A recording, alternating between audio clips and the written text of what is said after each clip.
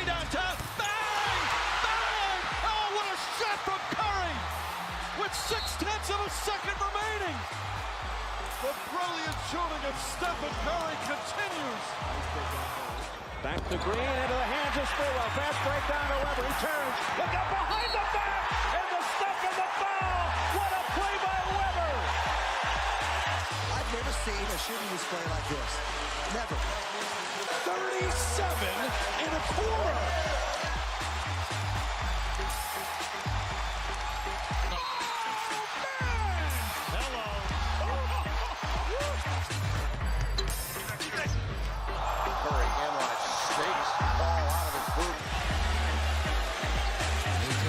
Swing that misses.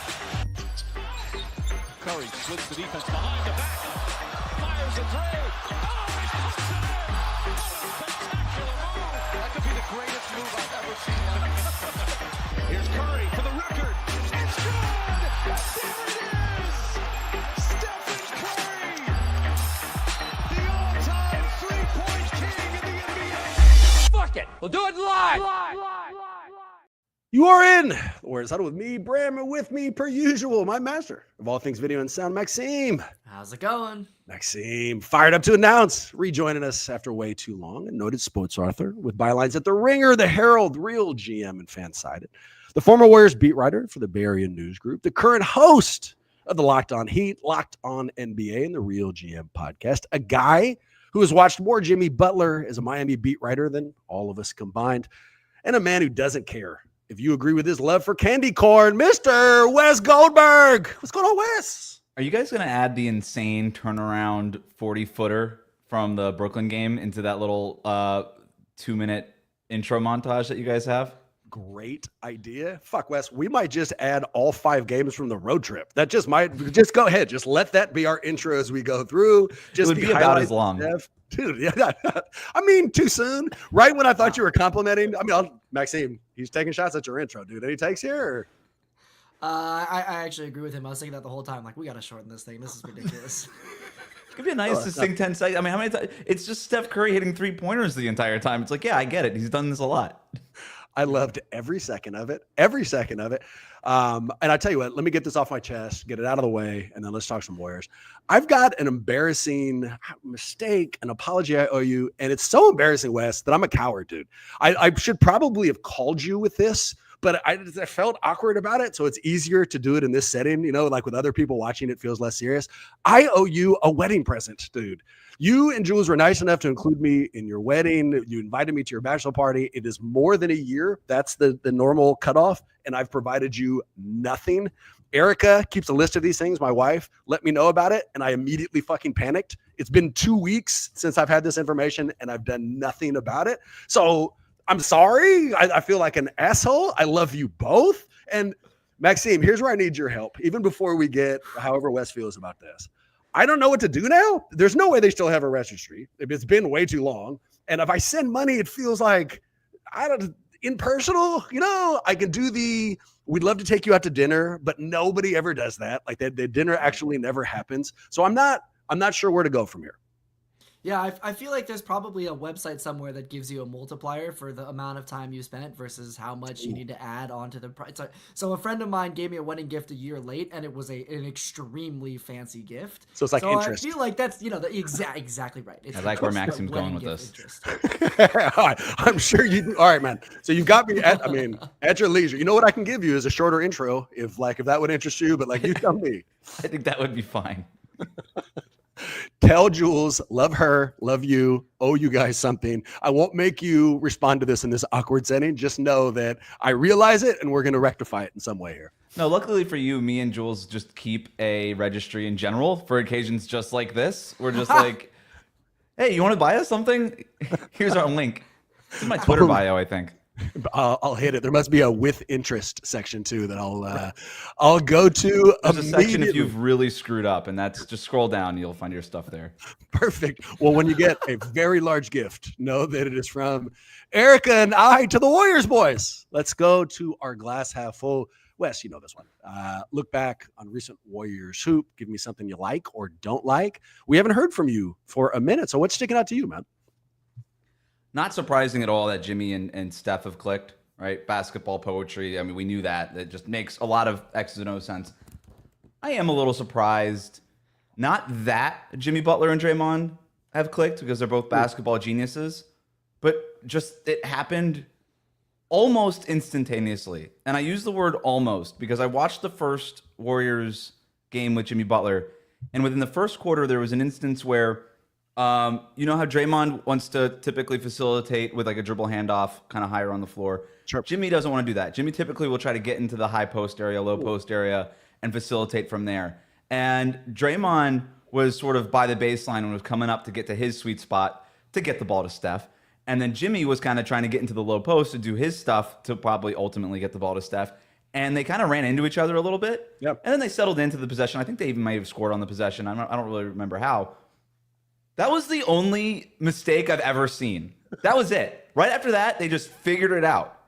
And they have clicked so fast and so remarkably that they are upending everything that we thought we knew about the importance of spacing in today's NBA, where everybody was like, I don't know if those guys can play on the court. And yes, they're starting small with Draymond at the 5 and stuff like that, and that obviously helps. But I am so impressed by how quickly they've figured it out. And credit to Steve Kerr. He said they've got to figure it out eventually, so I'm not going to stagger them. I'm going to play them together for a bunch of minutes. And I think that's been really key, and they've been able to learn a lot from those minutes. And you've got to be super impressed. Obviously, the Steph stuff works, but the fact that they can also, like Jimmy Butler can come in the beginning of that fourth quarter when Steph typically sits, and the Warriors don't suck anymore during that period. Yes, is huge. You said credit to Steve Kerr while talking about the fit between Butler and Draymond, which I love, by the way, and then finished it with credit to Steve Kerr because he just let them go out there and play together. When you look at that fit, who do you think has facilitated it? Is it Kerr behind the scenes saying, okay, you guys are working in different places here? Or is it, the phrase basketball IQ has been remarkably overused here in the Bay recently for very obvious reasons. But is it just those two players' respective basketball IQ? Like, why have they been able to mesh so quickly, do you think? I think it's all three of them. I think it's almost like a triumvirate of, hey, let's figure out how to get Steph the ball. Like, we all have the same mission statement. We all have the one goal in mind. How do we make this guy's job easier? It's not a coincidence that Steph has a 40-point game and a 50-point game since Jimmy Butler got there. Yeah, right. And so I think, yes, to answer your question, all of the above. I would bet, knowing the Warriors and knowing Jimmy Butler too, after every single game, those three are huddling up for an extra 15, 20, 30 minutes after every film session and just being like, let's do this. This was great. We could probably do this better, blah, blah, blah, blah, blah. And they're just figuring it out. Similar idea, something I've liked. Jimmy Butler's calming effect on the team. And so I'm obviously not the only one noticing it. We got a very solid take from Kerr. If we've got that prepped, let's play it here. I think we're second in both offense and defense. Obviously small sample size, but that's when we got Jimmy. And so things have clearly turned with him. He's a great complement to what we already do, just with his ability to pass. But what he's adding is that maturity and poise that we've made the Andre comparison. He's not the exact same player as Andre Iguodala, but he has the same influence. Just constantly reading what's happening, settling us down, and creating good possessions at both ends. A lot of people know you got the world's most famous tattoo. The last 10 games were. Love that take. Love the song. I don't know if you heard Steve Kerr rapping afterwards, but he's a surprising skill from him. Love that take. Yeah, I'm going to add to it. The mentality that Jimmy changes, not only for the team, I'll leave Kerr to explain that, but for the fan base. I'll give you a stupid general example and then a real specific one. Generally speaking, last night, the Warriors go into the half down 5, I think, 55-60. But it was also right after Steph hit that remarkable turnaround three-pointer. Rewind this about a month ago. If you had polled Golden State fans, what do you think is going to happen in the second half? 90% of us would have told you we are fucked. We are 100% going to lose this. It doesn't matter that Brooklyn doesn't want to win. We're going to throw it away. In fact, they would have told you, Wes, we're going to have a pretty solid third quarter. We're going to go into the fourth, have like a 6-point lead, and then we're going to shit the bed and off it goes. Fast forward now. Okay. Now, last night, if you'd paused it, same survey, same percentage, I think, but the answer would have been, oh, we're going to win. Don't you worry about that, especially after that 3-pointer that Steph hit. So this confidence we've had in the team.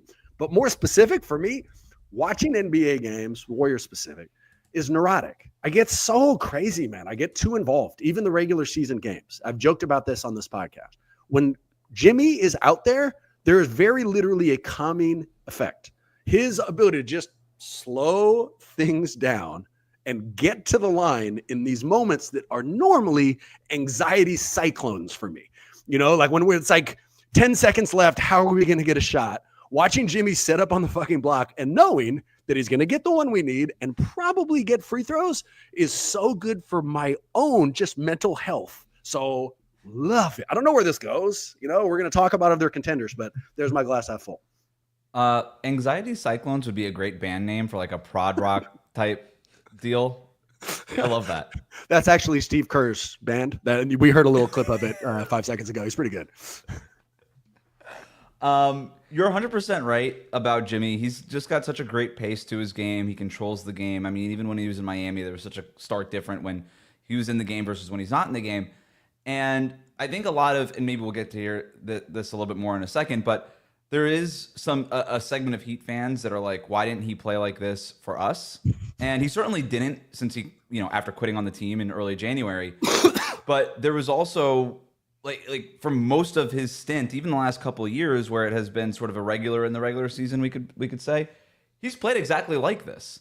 It's just that now he has a true number one option. Jimmy Butler never wanted to be the number one option. It's why he pushed Miami to trade for Damian Lillard or Kevin Durant or whoever it was. And obviously they didn't get it. But he's wanted to be this the entire time. And now Steph can do the things that Steph does. And I think that Jimmy is just different than any other teammate that Steph has had. He's not the best teammate that Steph has obviously had. But he's different than even like Klay Thompson and Kevin Durant. Those guys were play finishers. Yeah. Jimmy Butler is a play starter. And at this point in Steph's career, he's obviously a great play starter, but he also needs to be a play finisher. That's how you kind of just get through the slog of this whole season.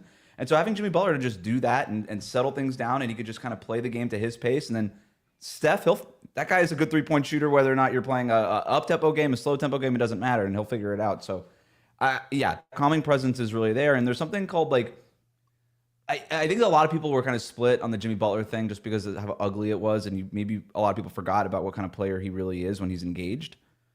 But the Warriors had so many problems that you were just kind of alluding to, Bram, where it's just like they couldn't get to the foul line. They fouled too much. They couldn't get to the basket at all. Like defensively, they only had one backbone. That was Draymond Green. When he wasn't in the game, everything kind of fell apart. Like there's something in like time management, professional stuff called the Pareto principle, and it's basically just the smallest change you can make for the greatest impact, and that's sort of how you prioritize things on your to-do list. Jimmy Butler is the smallest change. He's literally one player dropped into the Warriors ecosystem, and he has overnight just affected all of the things. He does all of those things well that the Warriors don't do well. And I think that's sort of the effect that you're talking about. 2 quick hits then to you, Maxime. In fact, just one. Did you see how I nodded to Pareto principle? Because I wanted everybody to think I knew exactly what that meant. I mean, I don't. It sounded very impressive, so I do. I do know what that means.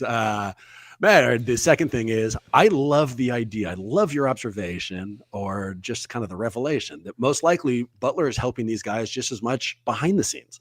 That after film sessions, they're huddling up. And it's not when I hear basketball IQ, what I think is, oh, he's going to make the right read on the floor. And that's great. That's a super important skill set. But what you're describing is, oh, no, it's not limited between the lines. This guy is back here sharing strategy and viewing things and impacting what the team's going to do. So I love that. Maxine. Well, I'll add on to that too, because I think West unlocked something that I'd been noticing subconsciously in these games. You can see moments where Jimmy approaches Draymond or Draymond approaches Jimmy, and they have what I think would appear to anybody else to be like a heated conversation, but they're clearly working stuff out. And then that affects how they play throughout the course of the game. if I was Draymond's teammate, if I'd been on the Warriors for whatever, a couple years or a decade, I'd probably be pretty exhausted by his antics. But then Jimmy comes in and it gives you an opportunity to see, oh, this is what it could be like if I just sort of meet him with that energy. I almost wonder if it resets all of those dynamics, right? Yeah. And maybe there's some stuff behind the scenes, because I remember Kevin Durant being pretty frustrated with Steve Kerr. Turns out he's probably pretty frustrated with Budenholzer and pretty much any coach he's ever played with. So maybe that's a KD problem. But the point is that it would get tiring to listen to the same guy say the same thing over and over again as your coach, until somebody like Jimmy comes in and completely changes that dynamic too. It's amazing how much it is the antithesis of what we were sort of expecting in the zeitgeist of, oh, Jimmy is this guy who's going to come in and just butt heads with everybody because he's this aggressive personality. And it turns out that that's exactly actually what we needed.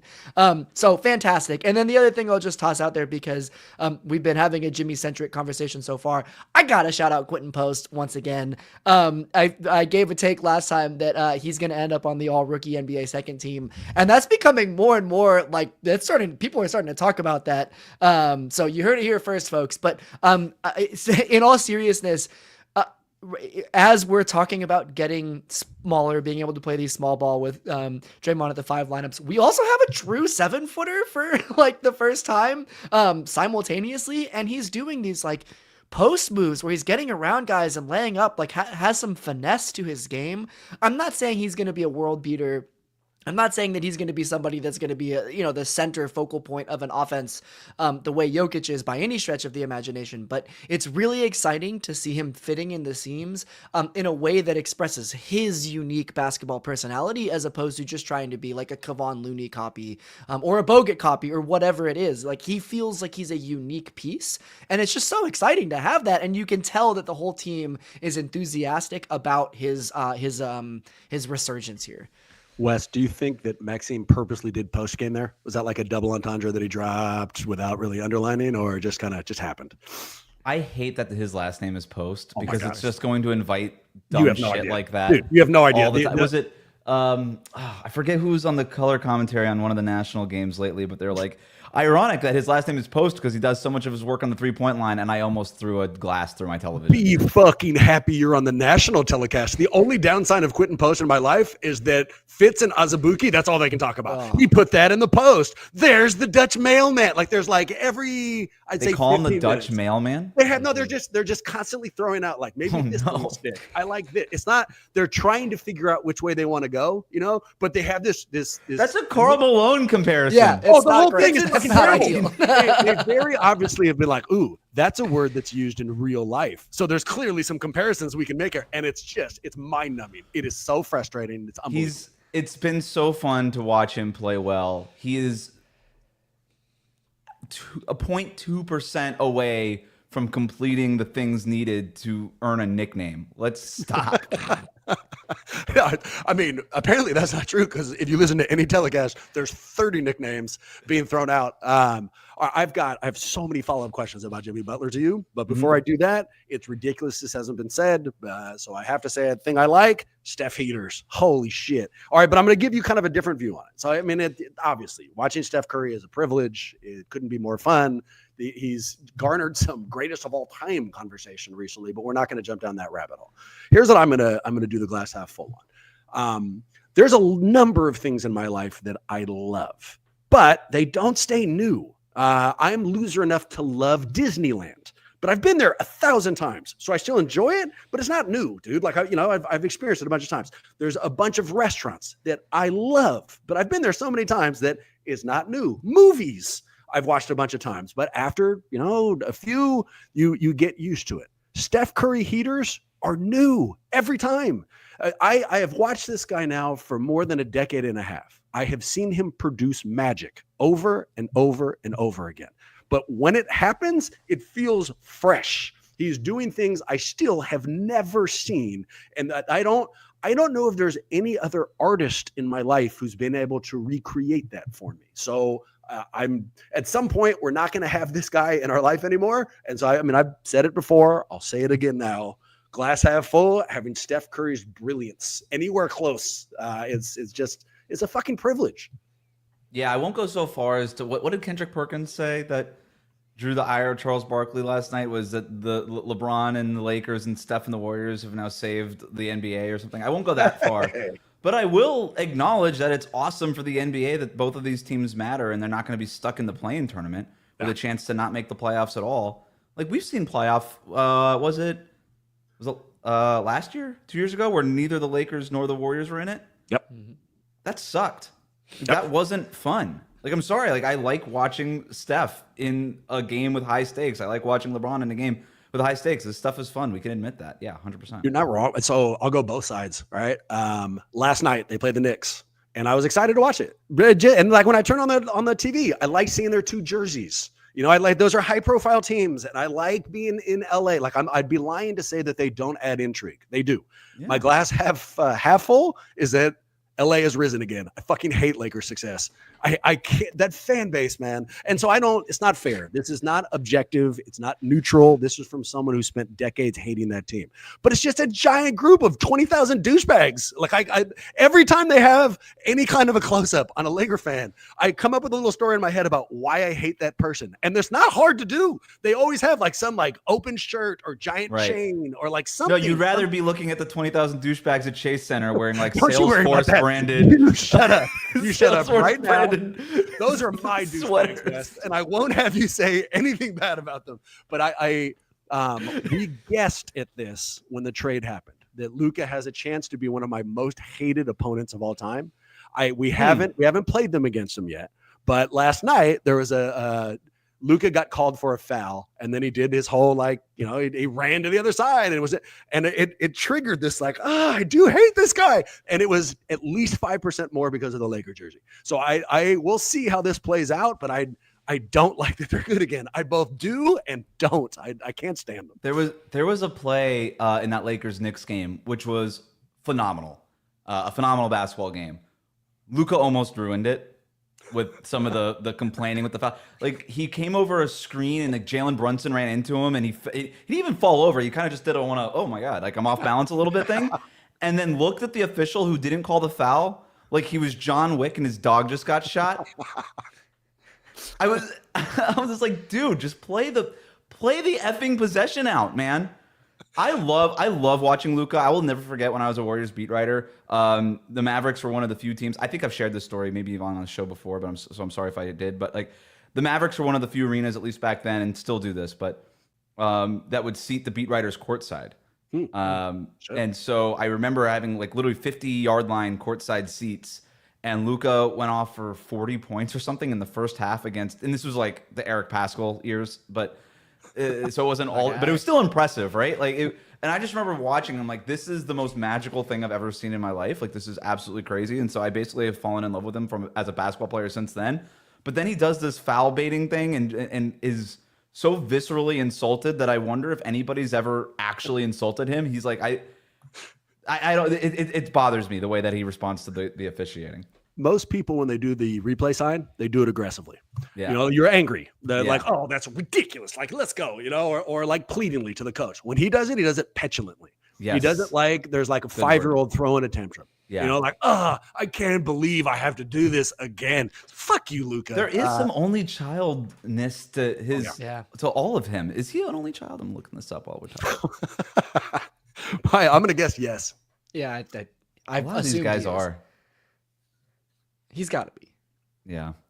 This is great radio right here. Yeah, his Wikipedia page is really long. And I'm sure it's not friend. Like every Wikipedia page I've ever been to, there's never been how many brothers or sisters does he have? So we may not. We know it. We'll just assume that he's an only child, and it won't be the only thing we're wrong. Can I toss something out? This another maybe a glass half empty. In that game last night. My point is get rid of fucking challenges. I'm done with challenges. I'm also done with replays. Like, this is ridiculous because there were moments throughout that whole game that I really enjoyed the flow of the game. And then we had a point, I think this was third quarter, where an out of bounds call was challenged. It was unsuccessful. I was like, okay, well, that was fucking pointless. Then they throw the ball in. It goes out of bounds on the other end. And so we're like, okay, well, that was literally pointless because now they have the ball back anyways, so it didn't matter. And then within a minute, Steve Kerr challenges an out of bounds play. It was successful. It was like, this is so fucking pointless and such a waste of time and like utterly useless for the scope of the game. It was like little guys playing their little chess off on the corner. It's like, this is the fucking third quarter. Like, what are we doing? So I'm done with challenges. I'm also done with replays. Like, can we just enjoy the basketball game? It's ruining my experience. Get rid of challenges. Get rid of them. Limit to the playoffs. Limit to the playoffs. We don't need them regular season. I don't need them in the playoffs. We have 7 games to figure this out. I have yet to see any proof that a challenged call in the regular season of the playoffs changes the fact that the Celtics won the championship last year, that the Nuggets won the championship the year before that the Warriors won the championship before that. With or without challenges, those 3 teams would have won the championship. It doesn't matter. In the NFL, it matters, right? Like a pass interference, like the Saints got robbed, for instance, like a couple years ago. They could have won the whole thing a few years ago. You need challenges in the NFL. You do not need it in basketball. You're saying because it's a 1-out tournament. Right, like so the things that average themselves out. The interesting conversation. I get it. No, have it there. Interesting conversational topic, and one actually we should explore at some point. But right now, back to Jimmy Butler.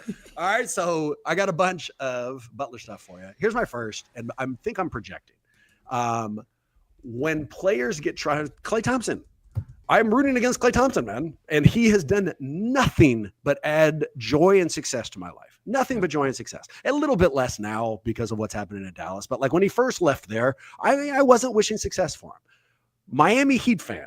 Are they wishing ill? Not ill. Are they hoping that the Warriors fail? You know, like, do they not want this to succeed? They don't want it to succeed. I do think that there's a portion of, so the way that Jimmy Butler and Miami split, there was a sides taking portion of this. You either against the Miami Heat for how they handled the Jimmy Butler situation, or you were anti Jimmy Butler for how he handled the situation. And there's a lot of people who blame the Heat for Jimmy Butler not even being in a Heat uniform. I believe that back in the summer, Pat Riley shouldn't have said what he said in the press conference, and you should have just paid him the max. And for everything that he's done, he's deserved that. And I think that's a fine stance to have, although it's not the stance that I have. I don't think that you should just blindly pay players based on what they did. You already paid them for that. Sure. It's about what you're paying going forward. That said, those people I do think are maybe actively rooting for Jimmy Butler to succeed as see what you screwed up, Miami, anti Pat Riley, anti Heat organization take. But I do think a majority of Heat fans at this point, I would say that the tenor is almost like, this kind of sucks. It's almost more sad than angry, you know, because the other part of this too is that if you put, like, this might be the best supporting cast Jimmy Butler has had in 2 years had he just stayed on the team and been engaged.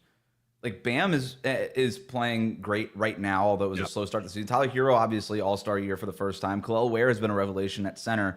There's like a lot of stuff that you like about this team, and it's like, boy, did we get rid of Jimmy Butler a little like 6 months too soon? You know, and I don't know. I think that's probably where the feeling of the fan base is at. I don't know that anybody's rooting actively against him, but it's just a little sad that I will tell you, like in a lot of the threads and message group chats that I'm on, every time the Warriors win, somebody mentions it. Yeah, there you go. Ware can play, by the way. We won't go down that rabbit hole, but I've been real impressed with him. With what you've seen from Butler, is there another level? I mean, is he playing? I mean, if this is it, excellent. You know, I love the team looks. I love the record. I mean, this is great. But is there another place this place can, or another level that he can bring this team to? I don't know if there's another level that he can bring the team to. Yeah, that question was fucking awful. I couldn't even get it out of my mouth. Let me put it a different way. Do you think he can play better on this team? Yeah, I think, you know, the whole playoff Jimmy thing, right? Is that something that emerges in the postseason? I don't know. I've even when he was with the Heat, I was like, is this guy still here? We haven't seen it basically since the first half of the second round series against the Knicks in 2023 on the way to their title run. Jimmy Butler was Michael Jordan against the Milwaukee Bucks in that first round, and then he was Michael Jordan for the first half. Then he tweaks his ankle, and he wasn't the same for the rest of the playoffs. And he was good. He wasn't the same. I think I still think there's another level for him to get to because you still see the physicality with which he plays, and if he were to just do that more, it feels like he could just do that more. But then again, you know, he's 36 years old. Maybe he can't do it more. But so to answer your question, Bram, I think yes, it would be my guess, but I don't think he could do it for the way he did it through the bubble playoffs or the way that he even did it for a sustained amount of period in 2023. But fortunately for him, he won't have to. That's sort of the whole idea here with having Steph Curry. This is a stupid question. Forgive me in advance. What's the difference between regular season Jimmy and playoff Jimmy? And I mean, the stats jump. I know, and I know he's carried teams. But is it an uptick in aggression? You know, is he just trying hard? I mean, like, what do you see? What distinguishes those two? Yeah, it's kind of that meme of the guy that's like gaming in the chair, and then all of a sudden he leans forward. Sure, right? Yeah. He's still playing the game, but then he's like really into it. You know that it's almost an emotional thing with Jimmy. Yeah, sure. It's when he fucking gives a shit. Yeah. Like that's it. There was 40 games last year. He played 60 games for the Heat last year. I'd say there was 40 games where he didn't care. 40 games that he was out there that he didn't care. I think Jimmy probably cared for 20 of those basketball games. Yeah. He's reinvigorated now in Golden State because this is a little bit of a honeymoon period. But he's not going to care about every game next season. That's just the way Jimmy Butler is. And that's the way he's always been. Yep. And that's fine for him. He's earned max contract. It's worked. But that is sort of, in the playoffs, the difference is emotionally he's invested. I think that's part of it. He's so good. He's an efficiency machine. Like, he rolls out of bed and is one of the most efficient players in basketball. It doesn't matter. And that's what you're seeing right now with Golden State. I actually don't think that you've seen an aggressive Jimmy Butler yet. I think he's probably waiting to do that. I think he's picking his spots, but he's really sort of acknowledging this is Steph's team and Draymond's team, and I'm just sort of going to find my place. But he's going to get comfortable. He's going to find his place, and he's going to start picking his spots to be really aggressive. So I do think that there's another level. But yeah, it's that. And really in Miami, the way that I saw it was first 3 quarters, get everybody involved. He always says, I make the right basketball play. I'm always going to play the right way, whatever. I think that's also an overused term, playing the right way, just like basketball IQ. It's like, is there a wrong way, a right way? Like, I don't know. But, and then he would just sort of take over in the fourth quarter. In the playoffs, he would just come out and just be in kill mode from the first quarter, if we really want to break it down that way. I mean, the uptick in emotion too. So like right now, he's almost like Terminator 2. It's emotionless. When he gets fouls, you know, like he just keeps walking right back. And then when I look back on my memories of playoff Jimmy, I imagine him doing things like, this is my shit. You know, he's screaming into the camera. 100%. And so, I mean, it's just like you visibly see him get fired up. His deference. So he's incredibly deferential right now, to the point where like, I'd like him to shoot more. Is this, he's on a new team? You know, like, or is this kind of who he is? I mean, this is who he is. This is why he always will say, I'm always going to play the right way and I'm never going to change. We got that line probably once a week from Jimmy when I would ask, like, hey, could you have scored a little bit more or whatever? And I'm always going to play the right way and I'm never going to change. And so this is just who he is. And it does look as different. The thing that always would bother me is when he would have a wide open layup and then just kick out to a shooter for no reason. And you're like, dude, the layup is literally more efficient. You don't have to shoot out, whatever. But that's just the way he is. That's the way he plays. How long does this honeymoon last, Wes? So we've, this year for sure, and then we've got 2 more years. Presumably at some point, they're not great. Age catches up. I know who knows when. Maybe it won't. But if you had to guess, and that's all it is, guess, when does, the everybody loving each other, singing Kumbaya maybe disappear from Golden State? The end of next season. Because he'll need an answer on his next contract. Or he might decide, I don't know, because is he going to have another contract? This might be his last deal. This might just last until he retires, honestly. It's if he decides that he needs more money or clarity on his financial situation, that's when the honeymoon phase ends. Maxime, if this is a fuse, okay, I mean, I'll go first, and then it's a question. I kind of view this as a fuse. Long one. I think we've got at least a year, maybe a year and a half before like things blow up. And from my perspective, fine, no problem. I would have lit it. Absolutely. Even if this ends spectacularly, if they're like screaming at each other in the final year in the locker room and all these nasty stories come out, and like whatever it is, if there's a documentary about how bad it gets, I'm still on board. I'm glad they did it. For you, if this is a fuse, worth the trade-off? Yeah, I think we're already seeing the returns, right? This is why I wanted to get Jimmy in the first place, is it gives us a chance at another title, however remote that is. But I think we say that now, like as people that talk about this team at least on a weekly basis, it's going to be a lot rougher when you're actually living it. I mean, I think this is what we were hearing from Wes too. Like, it kind of does suck. Like, sure, we can say now, like, yeah, this is great. Like, look at us winning a bunch. But I don't know that I really want to deal with that headache at the end. So, well, erase this podcast when that happens. Just erase it from. Well, I wouldn't take away anything from the last 5 years, despite how ugly it is. And this was maybe the ugliest of endings that Jimmy Butler has ever had. And I can't imagine it getting uglier than the way it got here. That you still take the last 5 years every single time. Yeah, of course. Yeah, I think you're absolutely right. And we didn't even win a championship. But you still take it. Yeah, right. How do you view us, Wes? Contender, fun team, team that no one wants to play. I mean, like, what is Golden State in your eyes now? I think there's a top tier Yep. in the NBA, right? It's the three teams. We know who they are. Then I think you have that second tier.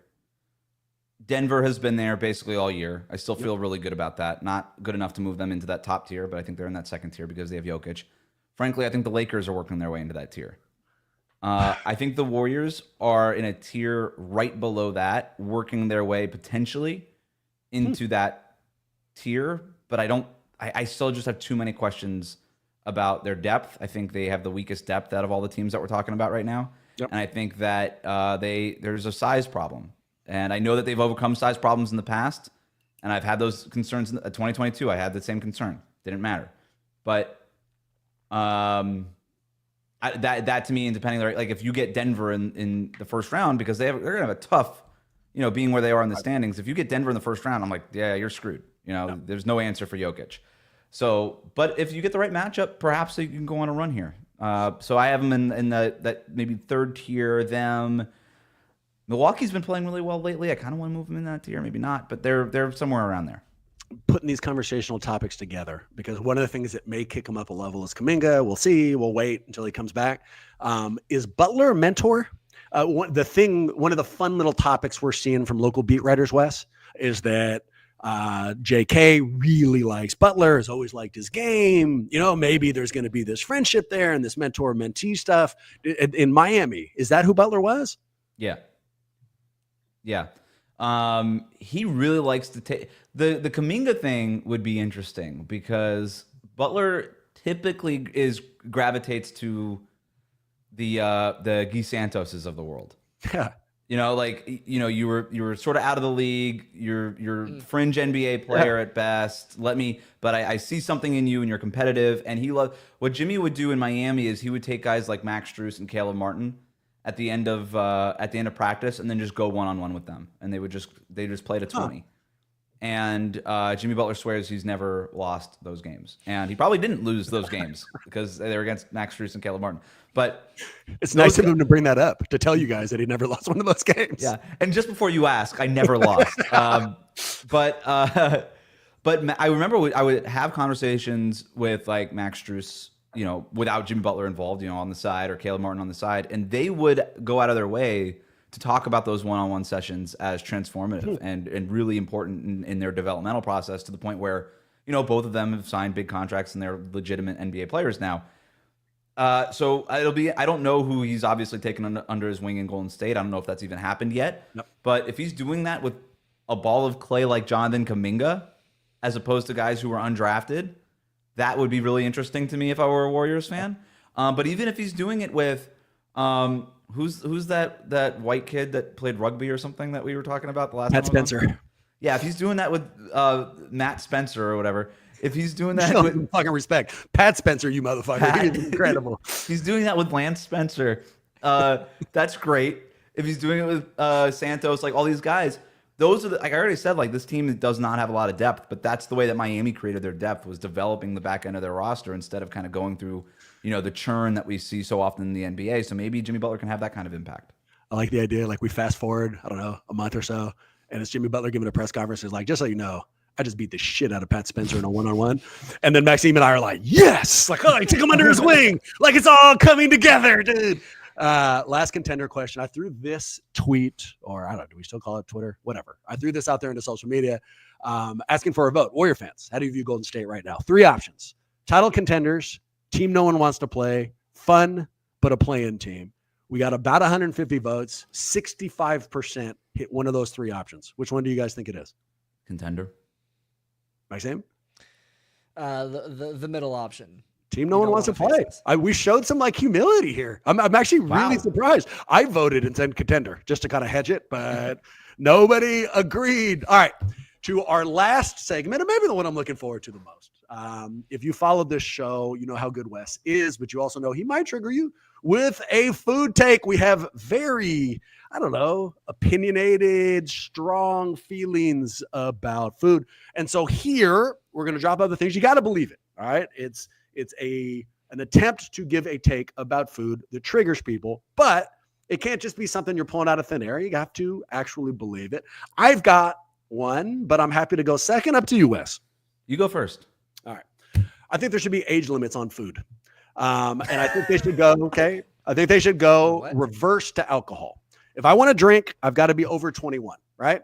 For food, I think there should be certain foods you age out of, right? If you are above 8 years old, stop putting fucking ranch on pizza. It's ridiculous. If you are 10 or above and you don't have kids, don't buy fruit snacks and stay the fuck away from juice boxes and Capri Suns. Finally, if you have taste buds and you're over the age of, I don't know, 1, don't drink Dr. Pepper. It sucks ass. It tastes like shit. I don't care how many ingredients are in it. Just throw it out. Keep it out of there. And I can keep going. But I think there's these big lines of like, man, you're too old for that. Just keep it out. Yeah, if I could add 2 more things in there, like at what point do you age out of chicken nuggets being the main dish you order through the drive-thru? Oh, and if as a side next to the burger, fine. 1,000%, and they can't be shaped. I was at a friend's house and they were eating dino-shaped chicken nuggets. It's like, you can't. Like, just get the regular thing, man. Like, that's one of my best friend's fiance. She keeps the dino nuggets in the freezer, and she's very successful and can afford any shape kind of nuggets, whatever. She can afford real chicken breast, even in today's economy. And she keeps the dino-shaped nuggets, and she just eats them like almost every night, and I love it. I can tell you that this might be a PTSD response for me. I used to go to Sizzler. In high school, we would go to fucking Sizzler, and I'd hit the kids' little section, and they had the dino nuggets. And I remember some parent punking me on it. Like, you're too old to hit this. And like it psychologically impacted me. Like, I ran away, didn't say anything. So maybe some of this is from that gentleman's critique. Did you ever see the oatmeal with the dinosaur eggs in it? And Sure. So when you would heat it up and the dinosaur eggs would crack and it was just more sugar inside the sugar and it would just be sugary Never oatmeal. seen it. It's like my favorite oatmeal. Anytime I ate, and like, if you're using the phrase oatmeal to me as a kid, hard out. Unless you have some sugar like dinosaur eggs in there, and then like, okay, maybe. So I've rediscovered oatmeal as a consumable product lately, and I gotta say I'm really enjoying it. No dinosaur eggs in it. It's mostly just like flaxseed and blueberries, like a grown ass man. You know, Yeah, you mean it's like cement that fills your fucking it stomach. is. Jules looks at it every time. She's like, "That looks hard." And I'm just like, "Yeah, It looks terrible." No one's ever been able to explain the difference between oatmeal and porridge to me. They are both kind of like gelatinous, kind of nasty foods. So porridge you only eat if you're wearing one of those pointy hats. Yes, facts. And nightgowns, like a real large, like a nightgown that covers. That's when your oatmeal becomes porridge, I think. Like Ebenezer Scrooge kind of time. Right. I mean, Ebenezer Scrooge was not eating dinosaur egg oatmeal, instant oatmeal in the microwave. All right, there's my take. My turn? Yeah. Gentlemen, I want to talk about firsts. There's 2 kinds of firsts. There are breakthroughs that were necessary but laid the groundwork. I wrote something, if you can't tell. I love it. You've gotten like leaning in. I'm fucking playoff Jimmy right now, dude. Let's go. There are breakthroughs that were necessary but laid the groundwork for society to improve upon them. Henry Ford's Model T, for instance, a revelation at the time, but not something that you'd want to drive in the carpool lane on the 680. Thanks to the Model T, now we can drive in comfort, thanks to the scientific marvels of like GPS, air conditioning, and ass-warming seats. Then there's the other kind of first, the one that got it right away, one that society cannot improve on, but whose only responsibility is to enjoy. Gentlemen, I'm talking about ketchup. Based on an admittingly irresponsible amount of research, ketchup is considered by scholars the first condiment. It is also the best. Unlike the Model T, where society has made obvious improvements to the motor vehicle, we as a people have only made worse versions of ketchup since the Heise family introduced it as catsup in 1876. Perhaps the only actual improvement was to the name itself, ketchup. And when it comes to ketchup, let's be clear, we're talking about Heinz, not Hunt's or some other off-brand knockoff. Heinz, the only billionaire family that all Americans agree does not suck. And boy, do they deserve our admiration for bringing us the joy of ketchup. And yet, that hasn't stopped society from trying to improve upon it. Over the years, condiments have their moment in the sun, but only to be usurped once again by ketchup. That's not to say that ketchup has not had its challengers. Ranch gave him a good fight. Depending on who you talk to, ranch might actually be the GOAT. But these are the same people who claim that Kobe is the greatest of all time and should not be taken seriously. While we're here, there are the same people that put ranch on pizza, Bram, something that should be considered an act of terrorism by our federal government. If Trump were to make it illegal, he would get my vote. Others have fought valiantly. Chick-fil-A sauce, Sweet Baby Ray's, Sriracha. They have their spots, but they aren't as versatile. Go to South America, and they'll tell you salsa rosada is the greatest of condiments. No seas tanto. Salsa rosada is merely ketchup mixed with mayonnaise. Another W for ketchup. Then you have the restaurateurs who sneer at ketchup while holding a monocle above the bridge of their nose. These are the kind of people who put the French Laundry on a pedestal, even in an honest moment. They'd admit to picking McDonald's if it was their last meal. These people have tried to reinvent the wheel by covering it with gemstones. A truffle-infused remoulade, 18 hours smoked jus, or a relish made with the tears of Nick Cannon's unclaimed babies. Every time these Michelin-rated chefs turn back to ketchup. God forbid they give you the bottle. Instead, they give you that little ramekin, enough for 2, maybe 3 French fries. They'll even call it something pretentious, like sweetened tomato puree. But somewhere in the back of the French Laundry is a bottle of Heinz ketchup. First are special because there can only be one. Your first kiss, the first sip of wine, the first drag of a cigar, the first time making sweet love in the moonlight under a jacuzzi while Norah Jones plays in the background, or maybe it's in your head. There's nothing like it. Ketchup is the first condiment. It's the best condiment. And if there can only be one, it's ketchup. Holy shit, Wes. All right. In no particular order. 1, I wrote on my notes here, fucking Wes, because I love my take. And then you drop that. Number 2, I'm still waiting for the first time I have sex under a jacuzzi. Well, I mean, that sounds very uncomfortable, but I screwed up that line. It was so good. I screwed up the landing. It was the first sip of wine or a first drag of a cigar, the first time making sweet love in a moonlit jacuzzi. I prefer under. I was thinking like the logistics of that would be super fucking hard. Like that's not comfortable for anybody. Dude, there's no way you wrote that for this podcast. That must have been. That's why I was 10 minutes late. No. Yes. No. That's incredible. Okay, then I go back to my first take. Fucking Wes. I was so happy about my age thing. I was like, I got this one. There's like, I got him for sure. And then we get a fucking opus, phenomenally well-written thing about ketchup. And you're right, incidentally. It is both the first and the best. So no notes, man. Hold on. I think we need to. There'll be some. I cannot tell you how close to the time that we decided we're going to record this morning that Bram finalized that we we're going to have this. Wes did not have a ton of time. This was like hit the ground running, 12 minutes to type this out or whatever. Maybe you hand wrote it, I don't know, in a fever dream. But like, that is an incredible, that's like a first draft type excellence. That's a first. We're going to turn this into a teaser. Know that I will be scouring the internet looking for that somewhere. And if I fucking find it, the next time we have you on here, we will be talking about how this was not an original piece. But if it was, holy shit, dude, that was, I am very impressed, kind of intimidated. I'm worried about our next food take now. I'm going to be honest. Your take was better. The age limit on food is genius.